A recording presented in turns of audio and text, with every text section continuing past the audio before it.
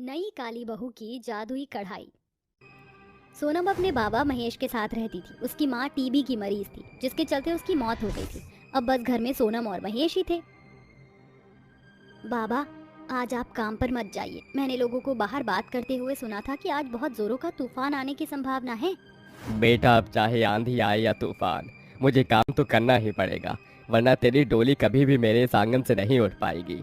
नहीं उठेगी तो ना सही। वैसे भी अगर ये दुनिया सिर्फ सुंदर और अमीर लोगों को ही अपनाती है तो मैं आपके साथ ही खुश हूँ। बेटा, तेरे लिए यह बात कहनी आसान है, लेकिन मेरे लिए तो मेरी जिम्मेदारी है, और मैं अपनी जिम्मेदारी से पीछे नहीं हटूंगा। महेश सोनम को समझाकर अपने काम पर चला गया। अपने पिता के जाने के बाद सोनम एक आईने में खुद को निहारने लगी। क्यों? आखिर क्यों? क्यों मैं इतनी काली और बदसूरत हूँ? इस उम्र में मैं अपने बाबा का गर्व बनने के बजाय उनके ऊपर बोझ बन रही हूँ। हे भगवान, क्या इस दुनिया में बस गोरे और सुंदर लोगों की ही जगह है? बचपन से जब से मैं पैदा हुई हूँ तब से मेरे माँ बाबा के ऊपर मैं बस एक बोझ ही थी। इसी बोझ में दबकर मेरी माँ चली गई। हे भगवान, मैं चाहती हूँ कि मेरी जल्द से जल्द इस आंगन से डोली उठ जाए। सोनम ये बातें रोते हुए बोल रही थी। उसका रंग बहुत काला था और वो देखने में भी ज्यादा सुंदर नहीं थी, जिसकी वजह से कोई भी लड़का उससे शादी करने को तैयार नहीं होता। इसी तरह से समय बीतता गया और आखिरकार सोनम का एक साधारण परिवार में रिश्ता पक्का हो गया। मेरी बच्ची, मुझे खुशी है कि आखिर मैंने तेरे लिए भी एक परिवार ढूंढ लिया। बस तू वहाँ खुश रहे, मैं तो भगवान से यही कामना करूंगा। इसी तरह देखते ही देखते समय बीत गया और आखिरकार सोनम की शादी का दिन भी आ गया। सारी रस्मों रिवाजों के साथ सोनम की शादी हुई और विदाई के समय एक गरीब बाप ने अपनी बेटी के हाथों में 2 जोड़ी सूट और एक कढ़ाई रख दी। मेरी बच्ची, ये वही कढ़ाई है जो मेरी माँ ने तेरी माँ को दी थी। ये कढ़ाई हमारे पुरखों की निशानी है, जो हम लोग पीढ़ी दर पीढ़ी आगे बढ़ा रहे हैं। तेरी माँ ने ये सालों पहले तुझे देने के लिए रख दी थी। अब वो तो यहाँ नहीं है, तो तू इसे अपने बाप के ही हाथों से स्वीकार कर ले। तेरे गरीब बाप के पास भी तुझे देने को गहने या आभूषण नहीं है। अपने बाबा की बात सुनकर सोनम रो पड़ी और फिर वो अपने बाबा के गले लगकर अपने ससुराल आ गई। सोनम के ससुराल में सभी उसका इंतजार कर रहे थे। जैसे ही सरिता के मेहमानों ने सोनम को देखा तो वो उसका मजाक बनाने लगे। अरे सरिता बहन, ये कैसी बहू लेकर आई हो? और इससे अच्छे तो हजारों मिल जाती। हाँ बहन, न रंग है न रूप, ये कैसा मुरझाया हुआ फूल ले आई। अपने मेहमानों की बात सुनकर सरिता कुछ भी नहीं बोल पाई।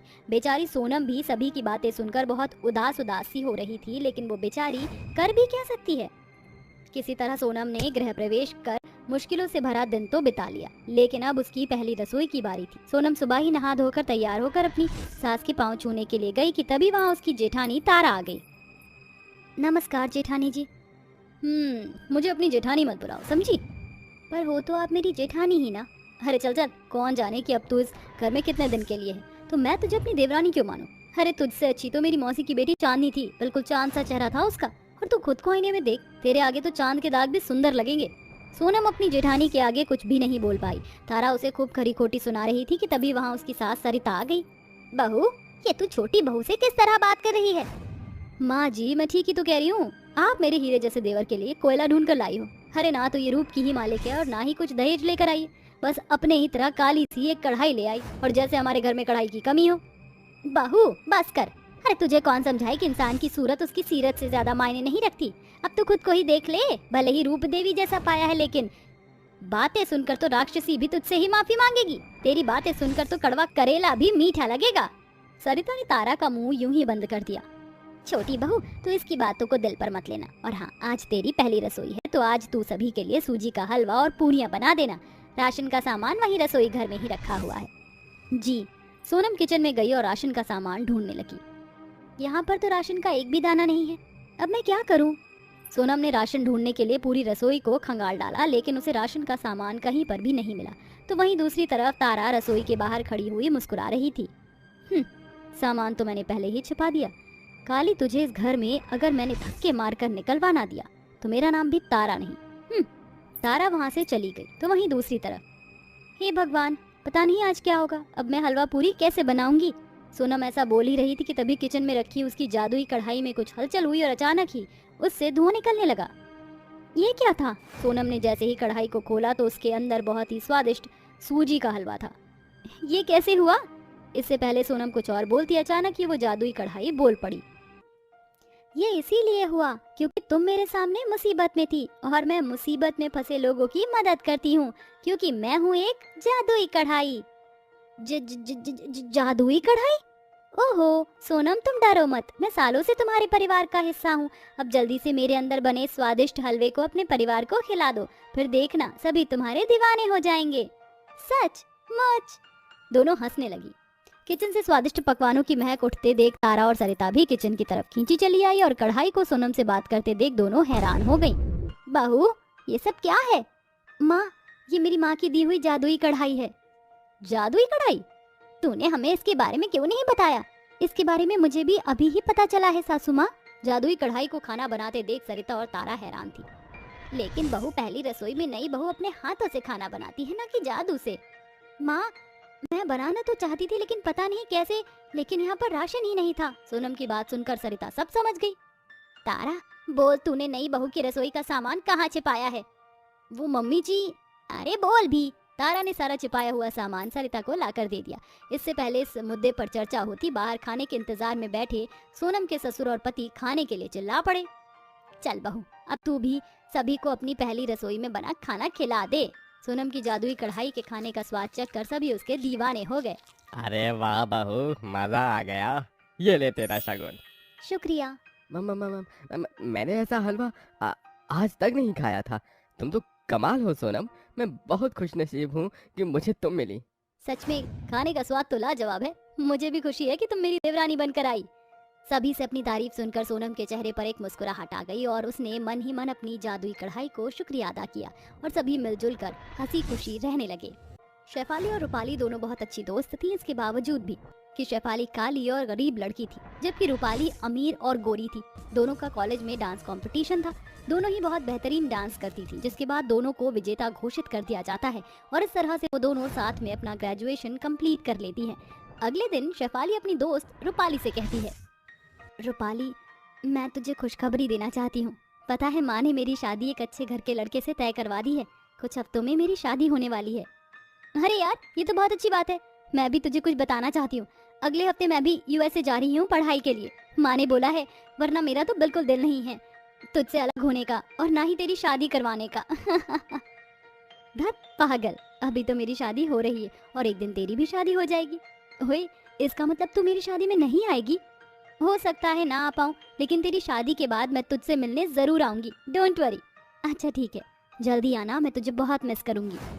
ये बोलने के बाद दोनों सहेलियां एक दूसरे के साथ समय बिताने के लिए पहले मूवी देखने जाती हैं और फिर अम्यूजमेंट पार्क जाकर झूला झूलते हैं। फिर दोनों अपने अपने घर चली आती हैं। कुछ दिनों बाद शेफाली की हल्दी की रस्म होती है, जहाँ सभी लोग उसके हल्दी लगाते हैं। तभी पड़ोसन नैना बोलती है, अरे सुरेखा, क्यों अपनी बेटी की हल्दी लगाती हो? क्योंकि हल्दी लगाना वेस्ट है।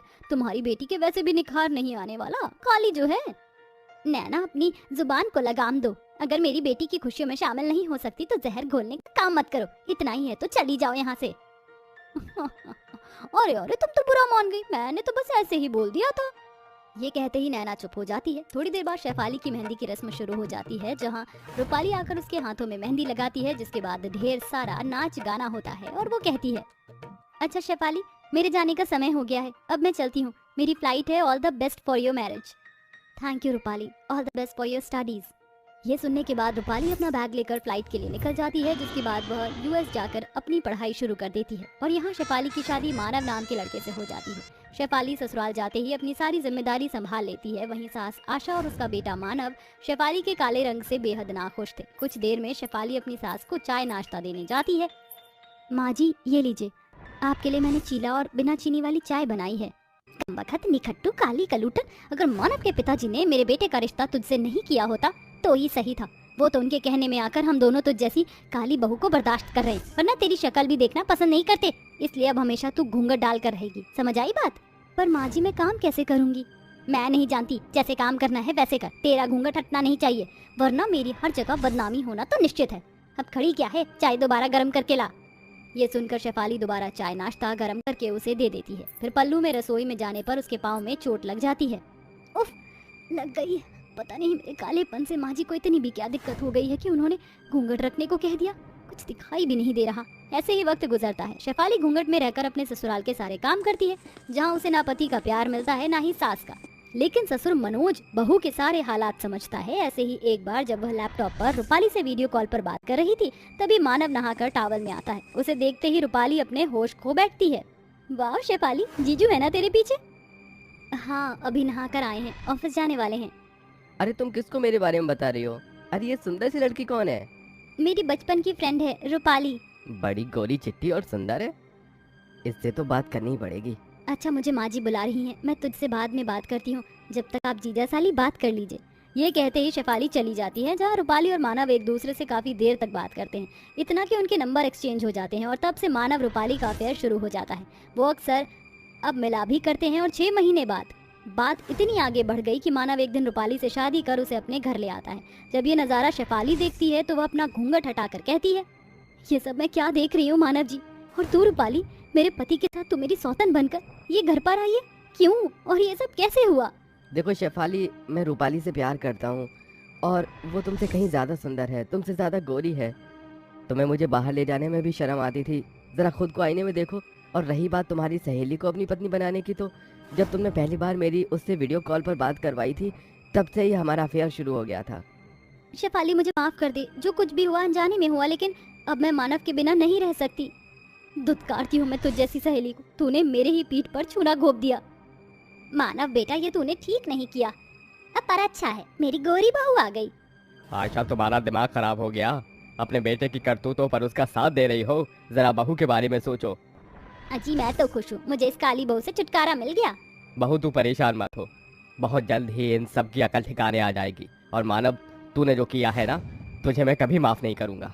सभी अपने कमरे में चले जाते हैं और शेफाली के पैरों तले जमीन खिसक गई थी। हे भगवान, जिस सहेली को मैंने इतना चाहा, वही मेरी सौतन बनकर मेरे घर में आ गई। उसने मेरी बनी बनाई गृहस्थी उजाड़ दी।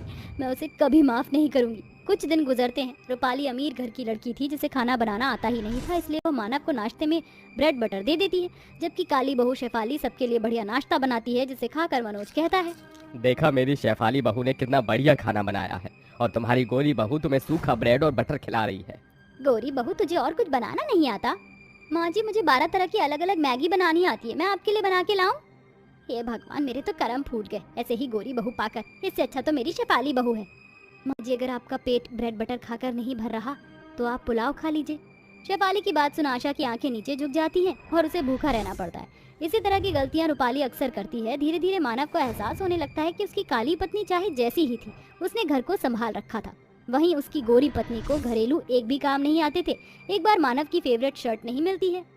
रूपाली, मेरी फेवरेट शर्ट रेड वाली कहाँ है? वो उधड़ रही थी तो मैंने उसका पोछा बना दिया। ये सुनकर मानव रूपाली को एक तेज तर्रार चाटा मारता है। What the hell? तुम्हारी हिम्मत कैसे हुई मेरी माँ की दी हुई शर्ट को पोछा बनाने की? तुमने एक काम ठीक से नहीं होता, ऊपर से खाना भी बनाना नहीं आता क्या? तुमसे अच्छा खाना तो शेफाली बनाती है, वो जैसी भी है, तुम्हारी जैसी नहीं है। तुम्हारी हिम्मत कैसे हुई मुझे थप्पड़ मारने की? इतना ही उस काली से तुम्हें प्यार हो रहा है, उसी के साथ रहो। मैं यहाँ से हमेशा के लिए जा रही हूँ। इतना कहकर रूपाली वहाँ से बैग लेकर जाते जाते कहती है, शेफाली, शायद मुझे तेरी जिंदगी में नहीं आना चाहिए था। आज मुझे उसका सबक मिल गया है। मैं यहाँ से हमेशा के लिए जा रही हूँ। मानव मुझसे नहीं तुझे प्यार करता है। माफ करना, मैंने हमारी दोस्ती को भी खराब कर दिया। तूने जो भी किया उसका असर हमारी दोस्ती और मेरी शादी पर हुआ, पर फिर भी मैं इस दोस्ती को निभाऊंगी। ये सुनकर रूपाली वहाँ से चली जाती है। वहीं मानव शेफाली से माफी मांगकर उसके साथ एक नई जिंदगी की शुरुआत करता है। धीरे धीरे आशा भी उसका घूंघट हटवा कर उसे अपना लेती है।